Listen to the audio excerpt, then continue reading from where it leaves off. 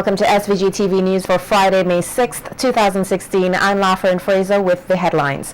Educators, students, and parents today engaged with the top officials of the Caribbean Examinations Council through a consultation held at the Peace Memorial Hall. The event, which was facilitated by the Ministry of Education, gave the education stakeholders the opportunity to ask questions and seek clarification on aspects of the examinations by CXC, which are held annually for secondary school students throughout the CARICOM region.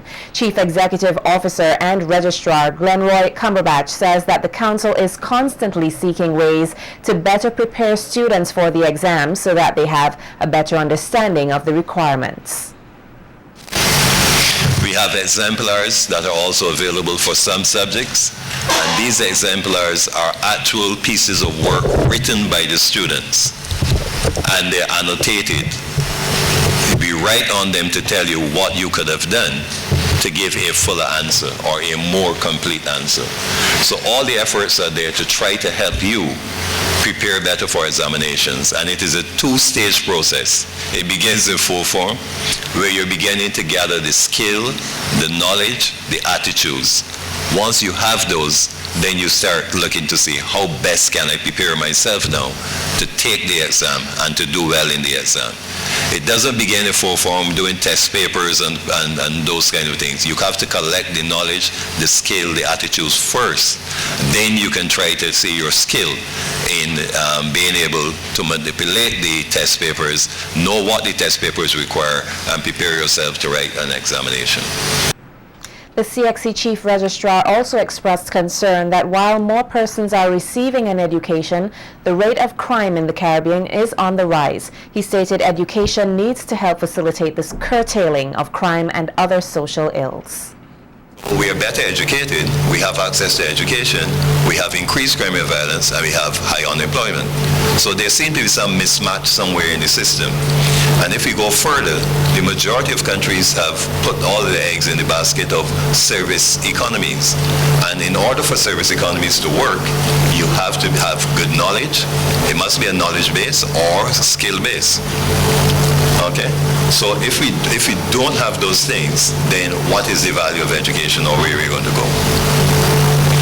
In addition, we have increased use of technology. Almost everything around the place uses technology, cars, everything. Schools and churches seem to be the slowest people to get involved in technology, but generally those are the two that take longest to make changes in what they're doing. Additionally, Chief Education Officer Gilchrist says that this country, through the various regional programs, is helping to ensure that the competencies of students are developed. The Education Chief agreed with the CXC Registrar that education should assist in the development of social skills to ensure that persons become more respectful and tolerant. Education is not simply to get a certificate. It is meant to improve each of us as human beings so we can exist in harmony. We can be tolerant one of the other. We can show respect at all times. We can be aware of ourselves, aware of our environment. What is important about education is that we acquire all of those attributes as well as skills which will enable us to use effectively for our own survival and that of our communities, and so that we can enhance the productivity of our nation.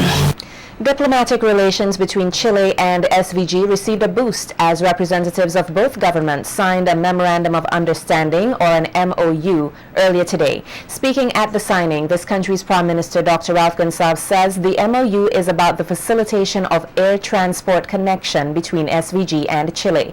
Prime Minister Gonsalves says the relations with Chile continues to be a good one and signaled that similar agreements would be signed with other Latin American countries. So the matter is this, is that as we integrate more the Caribbean and Latin America, there'll be more of these functional agreements to facilitate movement of peoples, facilitate trade, investment, but very much the movement of peoples. Clearly, as time goes on, there are other things which we have to do together to put into place the actualization of this kind of an agreement. Prime Minister Gonsalves also pointed out that the Memorandum of Understanding is the first to be signed between SVG and Chile, and thanked all the technical persons both on the side of SVG and Chile for their work on the agreement. We have other agreements which we are working on, signed with other countries, including countries in the Middle East, in North America. But this is the first one we have signed with our brothers and sisters in Latin America. And I'm very, very grateful for His Excellency to come by for us to initial this agreement and to have this as another building block in our relations. I want to thank the technical persons on the side of the government of Chile, and I want to thank our own technical persons here in St. Vincent and the Grenadines who worked on this agreement, and where we have reached a stage now that we are initialing. Chilean Ambassador Fernando Schmidt says the agreement is a concrete step in deepening the good relations between Chile and SVG.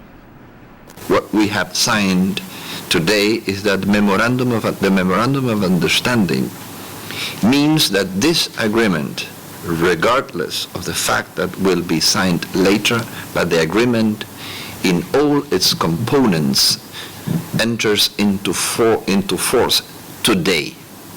That means that today, if a Chilean airline wants to land in St. Vincent and the Grenadines, this Chilean Airlines or the St. Vincentian airline in Santiago is entitled to do. Therefore, it's a very important step. It is not just a rhetoric step. It's a step that goes into the relationship, the deep relationship that we want to build. Director of the Chamber of Industry and Commerce, Anthony Regisford, is of the view that to start a business in the current economic environment will be difficult, but notes that it is not impossible to acquire funding to do so. In an interview with SVG-TV News, Regisford says the current environment has created what he calls an aversion to risk by lending institutions, which presents difficulties. But he notes that a watertight business model is needed, and support entities such as the Center for Enterprise Development is geared toward assisting entrepreneurs with achieving this. The Center for Enterprise Development will also be the finance fair, because they are a support organization that would guide startup businesses from the business planning to a bit of shepherding. It is a question of having the 360 degrees services where you get a watertight business plan, you test your concept, you have therefore a higher possibility of success when you do go for financing. Answering your question again, I agree that it is perhaps more difficult in this time than it was prior to the economic meltdown, but it just means that you have to be far more disciplined and far more, I say, watertight in terms of your plans for you to impress the finance institutions. The managing director of the Developing Labs, Maricia Fisal, says a solid business model is needed along with innovative practices to help entrepreneurs weather the financial hardship.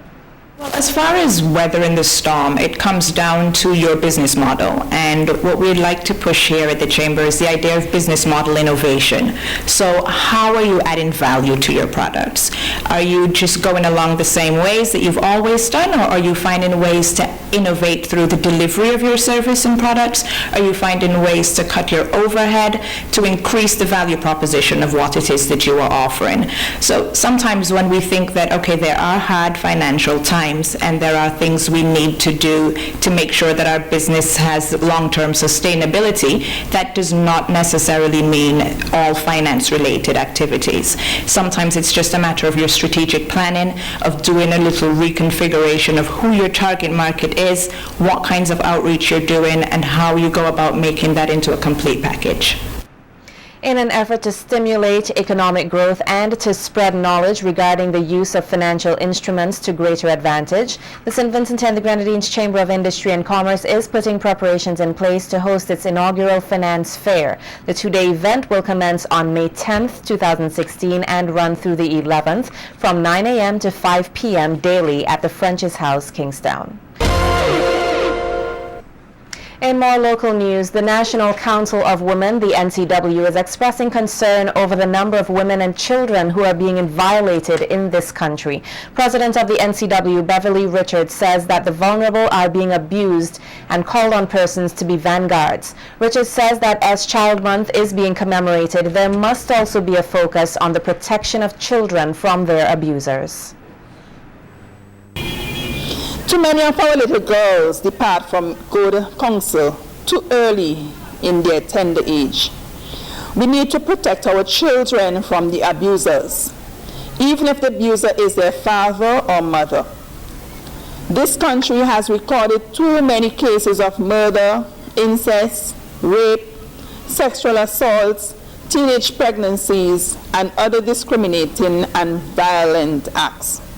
In some cases, the incidents are concealed by the parents who accept monies in exchange for the child's trust and confidence. We must protect our children. They are asking us to nurture them with love and care. Every child should have the opportunity to a holistic development, thus reaching their full potential. The Women's Council president says the organization will do its best to stand up against discrimination and called for justice to be served. She also expressed sympathy to those who suffered abuse. May their souls rest in peace. And may God grant you his grace through your healing moments, knowing that the eyes of the Lord are in every place, beholding the evil and the good. The main objective of the National Council of Women is to promote the removal of all aspects of discrimination against women and girls, whether educational, legal, economical, social, or otherwise, so as to promote their status and welfare, to enable them to be fully involved in the development of self, family, and the nation. Violence in any form, verbal, sexual, physical, or psychological, should not be overlooked, and all perpetrators must be brought to justice. 18-year-old Maverick Joseph, a resident of Belmont, has been arrested and charged for the murder of police constable Giovanni Charles, who was at the time of his death attached to the Rapid Response Unit. The incident is said to have occurred on May 2nd, 2016, while he was performing duties at the Belmont Primary School's fair. The victim reportedly died after he sustained stab wounds to his body by Joseph during a fracas. Joseph was this morning escorted to the Serious Offences Court before Chief Magistrate Rayshan Brown, facing the indictable charge for which he was not allowed to plea. He was remanded into custody until August 10th, 2016, when the preliminary inquiry is expected to begin. And yesterday, Roger Clark, a 23-year-old laborer of Dorchester Hill, was ordered to face a judge and jury at the next practical sitting of the criminal session on a charge of robbery. The order was made by Chief Magistrate Rayshan Brown at the Serious Offences Court at the conclusion of a preliminary inquiry, which was adjudicated by Senior Prosecutor Adolphus Delpesh. Clark is accused of using force by placing a knife to the neck of Omald John, a carpenter of Fairburn Pasture, on September 14th last year near the Streams of Power Church in the Sion Hill area, and depriving him of 500 EC dollars, one gold chain costing 600 EC, along with a necklace costing $150. Reports are that on the date in question, Clark, who is said to be a friend of John, called John from his cell phone asking him to meet him in that area, stating that he needed to have a conversation with him. When John arrived in the area, he was lured into an abandoned house by Clark along with another person, during which time the accused is said to have pushed his hand into John's pocket and took 500 EC dollars, after which he then proceeded to pull the necklace and chain from his neck. They then fled the scene.